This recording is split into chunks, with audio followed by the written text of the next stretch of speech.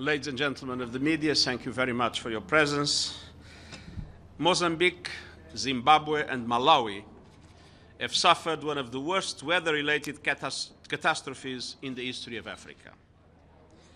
In an already intense storm season, tropical Cyclone Idai delivered a direct one-two punch of wind and flooding across a vast area, long experiencing poverty and drought.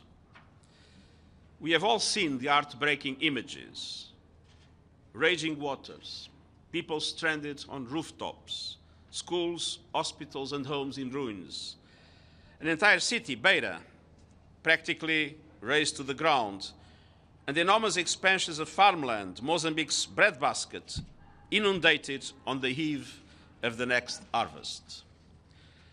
The death toll across the three countries is at least 700, but with hundreds still missing. And the devastation has affected an estimated 3 million people, nearly two-thirds of them in Mozambique. At least 1 million children need urgent assistance, and this number may well grow. We fear that whole villages have been washed away in places we have yet to reach. There are reports that $1 billion worth of infrastructure has been destroyed, and in many of the affected areas, electricity remains out. Goods are scarce or unaffordable. In Beira, a box of tomatoes that cost about 500 meticals 1 week ago now costs up to 5 times that much. And while a break in the downpours is welcome news, the risk of further rains and flooding remains. Today, I want to reiterate my complete solidarity with the people and governments of Mozambique, Zimbabwe, and Malawi. Emergency teams from the United Nations and our partners were on the ground from the start of the crisis. Under extremely difficult conditions, we have been airdropping emergency kits that contain food, medicine, water purification gear, and shelter to communities that are still stranded by the flood waters. We have reached 100,000 people with food assistance and are scaling up to reach many, many more. The head of the World Food Programme is traveling to Mozambique as we speak. We are flying drones to support disaster management authorities as they map up needs across the affected areas. And we are racing to prevent the spread of potentially deadly diseases. Stagnant waters, lack of hygiene, and overcrowding are breeding grounds for diseases such as diarrhea, cholera, and malaria. And we have heard today the appeal of the Mozambican minister related to cholera. And we are working to protect children and ensure as little disruption to their education as possible.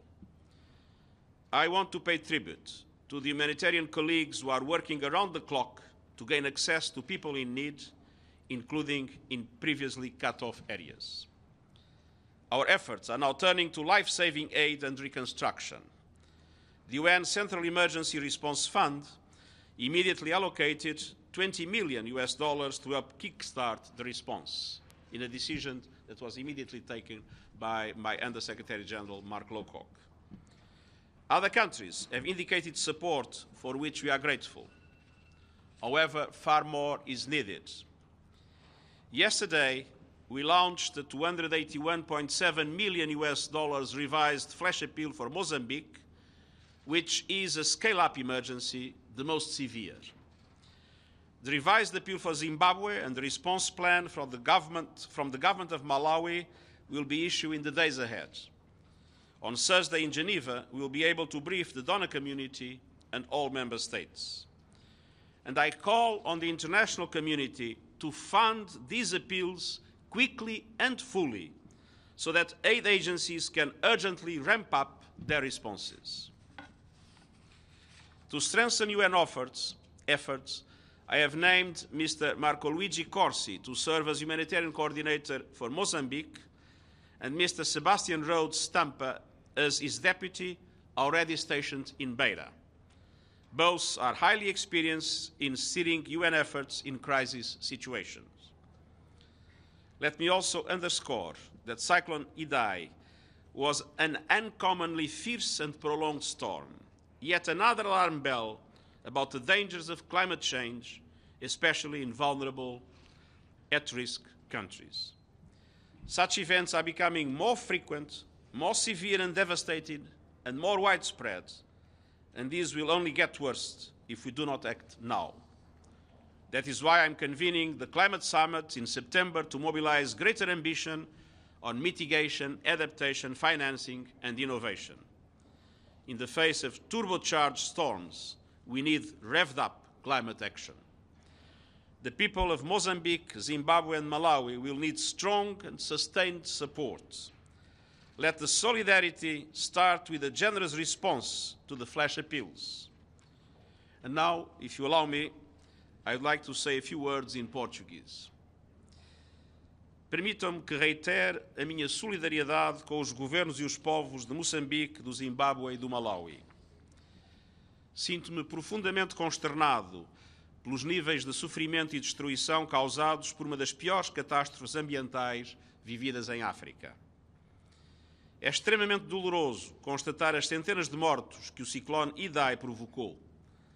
Ver localidades inteiras alagadas, saber que casas, hospitais e escolas estão em ruínas, verificar que colheitas vitais para a alimentação das populações foram perdidas, temer as doenças e epidemias que normalmente surgem nestas ocasiões.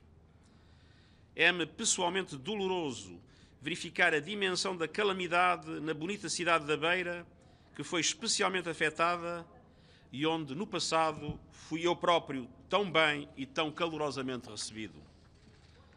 A comunidade internacional mobilizou-se na resposta à crise. As Nações Unidas e seus parceiros empenharam-se de imediato na distribuição de alimentos e de água, providenciaram serviços básicos de saúde, disponibilizaram materiais de abrigo e produtos sanitários. Centenas de trabalhadores humanitários estão no terreno, procurando chegar às populações necessitadas e proporcionar alívio e apoio. O Fundo Central das Nações Unidas de Resposta a Emergências atribuiu de imediato 20 milhões de dólares para responder à catástrofe. Em diversos países disponibilizaram também ajuda que se tem revelado vital para salvar vidas. Mas os meios de que dispomos não são suficientes. Com vista a reforçar a capacidade para fazer face à dimensão da tragédia, as Nações Unidas lançaram ontem o apelo humanitário de urgência no montante de 282 milhões de dólares para Moçambique. Seguir-se-ão idênticas iniciativas para o Zimbábue e Malawi. Apelo uma vez mais a uma resposta generosa por parte da comunidade internacional. Este é o momento para traduzir em gestos concretos a nossa solidariedade. Na sexta-feira passada, falei com o presidente Filipe Nyusi, a quem transmiti o incondicional e solidário apoio das Nações Unidas. Hoje queria dizer às autoridades e ao povo de Moçambique, e em particular às populações mais afetadas, que estamos juntos. Não nos vamos esquecer de vós. O apoio das Nações Unidas está a ser reforçado e será um apoio duradouro. Quando conseguirmos ultrapassar a fase da ajuda humanitária e de emergência, estaremos presentes no apoio aos esforços moçambicanos da retoma do caminho do desenvolvimento. O hino moçambicano diz que a pátria amada vai vencer. Contem com o apoio da Organização das Nações Unidas. Moçambique vai vencer este momento especialmente difícil. Muito obrigado. Thank you. Thank you, Secretary-General. Your remarks underpin what the World Meteorological Organization has said, that this is probably the worst weather-related disaster in that region. Given that this is one of the poorest regions of the world, Malawi is one of the poorest countries in the world, what are the prospects for countries like this, given the frequency that will increase in terms of these stores, that they will be much bigger in the future, and frame your response within the context of the failures we are seeing in terms of climate change mitigation at the global level? Thank you. I think this clearly demonstrates that we must be much more ambitious, both in mitigation, which means reduction of emissions, and it's not Malawi, Zimbabwe or Mozambique that are contributing to those emissions. Let's not forget that 80% of the emissions that are relevant for climate change come from the G20 countries. So it is to the countries with larger economies that falls the responsibility to really be able to reduce emissions in a way that allows for this phenomena not to go on being worse and worse and worse. But at the same time, we need to invest much more in adaptation, in supporting these countries to build resilience in relation to these kind of storms, to support these communities to build resilience in relation to these kind of storms. And for that, it's absolutely essential that the commitments made in Paris, namely the 100 billion to support the developing world in relation to mitigation and adaptation, are indeed fully implemented. Those commitments are indeed fully implemented. So let's be clear, we are not winning this race.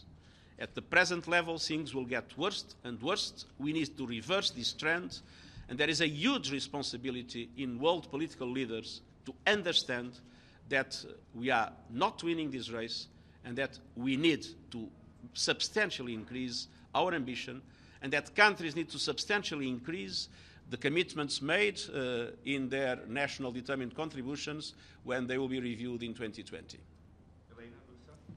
Olá, bom dia, Sr. Secretário-Geral. Obrigada por este encontro e pela oportunidade de falarmos em português. Há vários dias, a antiga Primeira-Dama de Moçambique, Graça Machel, disse que Beira é a primeira cidade do mundo a ficar completamente destruída por causa de alterações climáticas. E também disse que vai ser a primeira vez no mundo que se vão testar todos os métodos de reconstrução depois de alterações climáticas. Queria saber se concorda com estas declarações e também se a ajuda externa que se está a dar a Moçambique vai, de alguma maneira, implicar com a dívida soberana de Moçambique. Em primeiro lugar, concordo inteiramente com as observações e o que se está a passar hoje revela que, como eu há pouco disse, as alterações climáticas estão a criar condições para que os desastres naturais sejam cada vez mais frequentes, mais intensos e com consequências mais catastróficas. E o que se passou agora em Moçambique, no Zimbábue e no Malawi é a demonstração concreta desse fenómeno. E por isso, obviamente, estamos perante realidades novas, face às quais necessitamos também de respostas novas, nomeadamente no plano da reconstrução, que se seguirá à ajuda de emergência. Temos consciência que Moçambique tem uma situação financeira complexa, e nomeadamente uma dívida complexa. Neste momento, o nosso apelo é um apelo em relação à ajuda de emergência, mas naturalmente que estaremos solidários com Moçambique nos esforços para que seja possível no futuro, tendo em conta a devastação causada e o impacto enorme na própria economia do país, a colheita está perdida, para que seja possível a comunidade internacional ser também generosa em relação à forma como o tratamento da dívida será conduzido.